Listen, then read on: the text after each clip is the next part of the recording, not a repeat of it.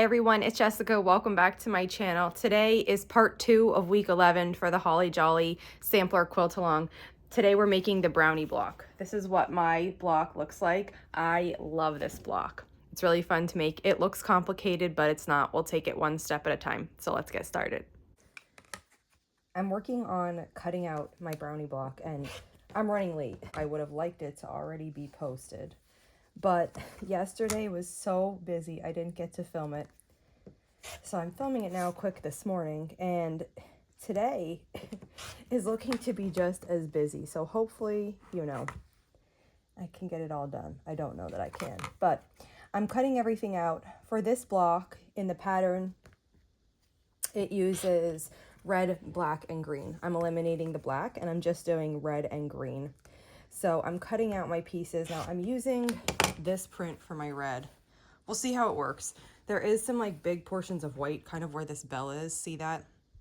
Might not give me the desired effect that I'm kind of looking for, but I'm gonna go with it anyway. My fabric selections for this quilt, they're kind of running low because we're really getting towards the end. So I feel like at this point I've used all my favorites and they're just tiny little scrap pieces left, and what I have after that are the ones that, I haven't really used too much. So for the red, I picked that one, and then for the green, which actually for me will be quite a bit more of the block because I'm replacing the black with green, and the red's gonna stay where it is and the green will stay where it is. So I'm just kind of doubling the amount of green in the block. I'm going to use this one.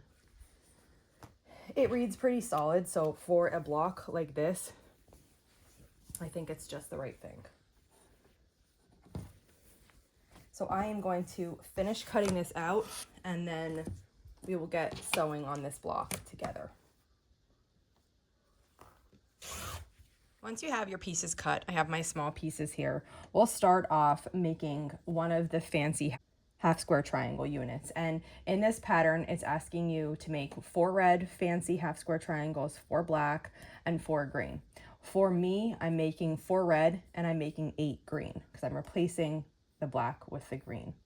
And the way we start one of the fancy half square triangle units is with 3 regular half square triangles. So I have 3 of my pieces here and I'm going to make these into 3 half square triangles.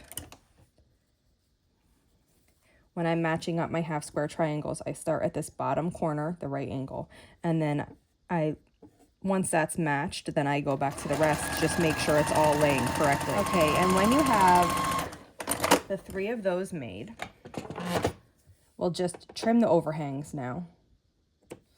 So let me finger press this open. If you wanted to press with an iron, you could. I don't here.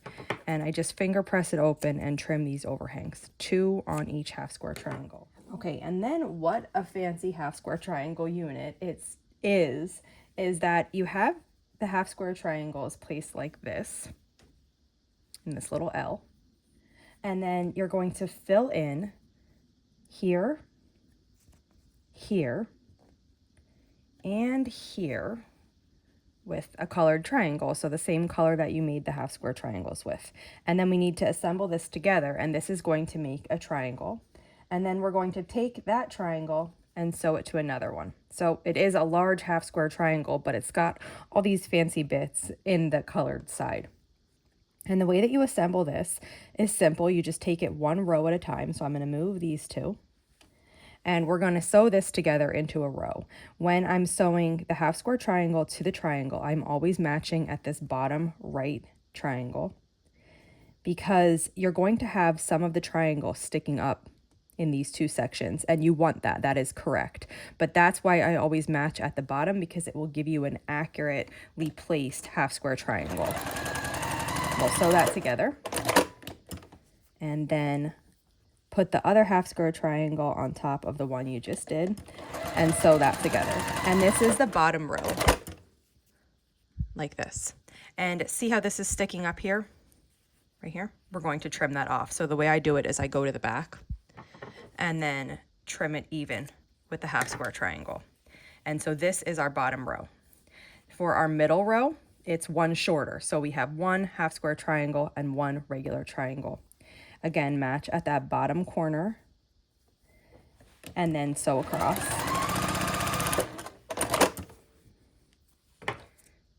Okay, trim that. And here's our middle row. And the top row is just the triangle, so we don't have to do anything there. Now we need to sew this together. And so I'm taking this bottom one and turning it so that the triangle is at the top like this. And then we need to sew this unit to it. So the way I do this is I start at this seam here between these two half square triangles, and I nest that seam in.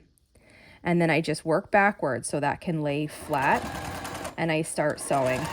Once I get to that seam, I stop and I just make sure the rest of it is in place and then sew the rest of the way. Here's what it looks like. And then we need to sew the triangle to the top, and we will match the right angle of the triangle here with this corner of the half square triangle. And once those are matched, just make sure the rest is in place and sew across. And now we're going to have two little triangles kind of sticking up here and here, and we do need to trim those. So I just finger press this flat and cut here, and then I do the same thing with this row and just trim that off.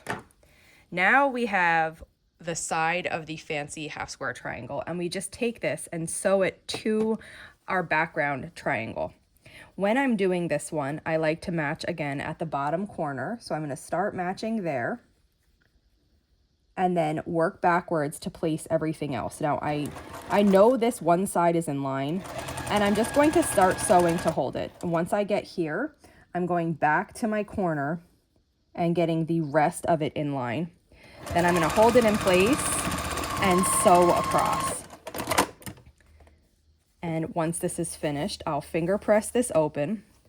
And just like a regular half square triangle, we have these two overhangs there and there to be trimmed with scissors. And this is what the fancy half square triangle looks like.